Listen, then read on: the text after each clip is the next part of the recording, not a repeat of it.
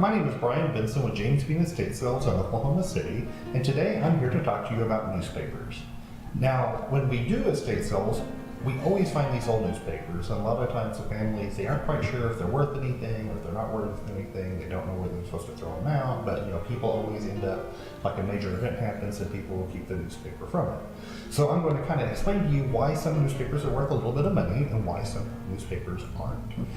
So basically, when we look at newspapers, there's three different categories. There are what we call the atmospheric newspapers, there's the major event newspapers, and then there's the major event in the place that the event happened newspaper. It's a little bit of a tongue twister. So when we look at the newspapers, like what we call an atmospheric newspaper it's a newspaper that is just a newspaper. Nothing important happened in the headlines, it's just a newspaper. And when we look at newspapers like this, it doesn't really matter if they're either 300 or 400 or 500 years old, really I guess up to about 400 years old, that they're not really worth anything. I've had them before at estate sales, that sometimes we'll get them either framed and they'll be, back to the 1600s, they'll be like the London Gazette from the 1600s. And still, we're only looking at like a newspaper that might be only like $30. So I'm going to show you an example of one. We've got this one right here. This is an 1802 newspaper from the Philadelphia Gazette. And this newspaper really is probably only worth about 20 bucks. It's actually worth a little bit more because it has these little bitty ship logos in it. If it didn't have that, it actually even be worth even less. And this is what we kind of call what we call an atmospheric newspaper. It's kind of cool to have, but really there's no major events, so really there's nothing in it other than just the coolness, the age factor that kind of makes it cool. The next thing, when we look at newspapers, is we look at major event newspapers, and these are going to be like the ones like the moon landing or World War II breaks out. Those are worth a little bit more because they have more interest. And when we look at those, a lot of times these don't have a lot of value until you get back at least until World War II. So everybody who's holding on to the Nixon paper, Nixon resigns or the Apollo landing, those really don't have much value. I mean, you're still only looking at, if you're lucky, $5, they really don't sell for a lot. The only exception would be if you have the newspaper in the actual city that the event actually happened in. So like when we look at the atmospheric newspapers, if you go back like the World War II newspapers, they might be worth $10, $20, $30.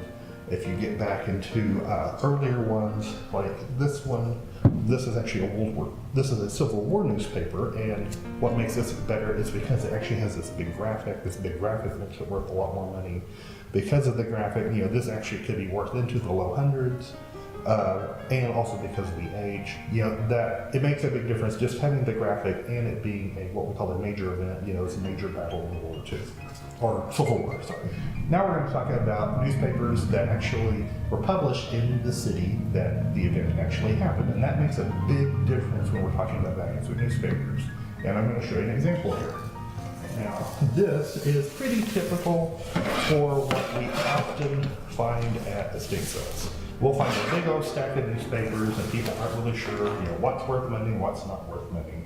So I'm going to kind of walk you through this stack. And this is a Dallas newspaper. These are all Dallas newspapers, and this is right around the time that Kennedy got shot.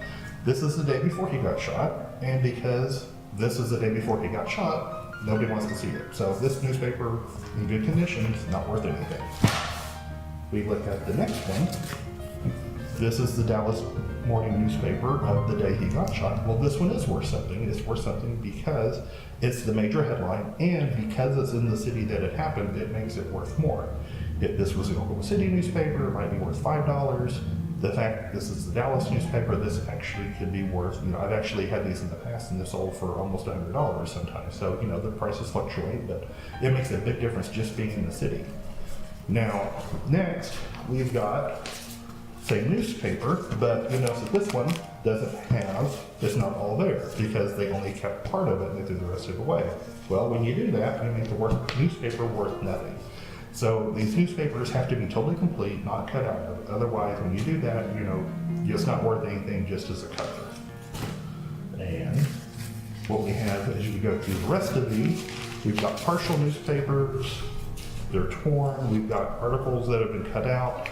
It totally makes these totally worth nothing when they're cut up like this. You're basically it's just trash.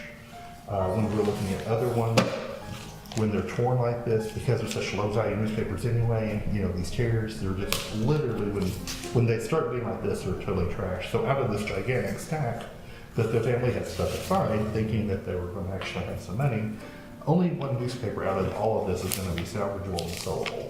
The rest of this, what we would probably do is put it up at the counter and people could use it as wrapping, which is kind of sad, but you know, that's really its only usefulness anymore.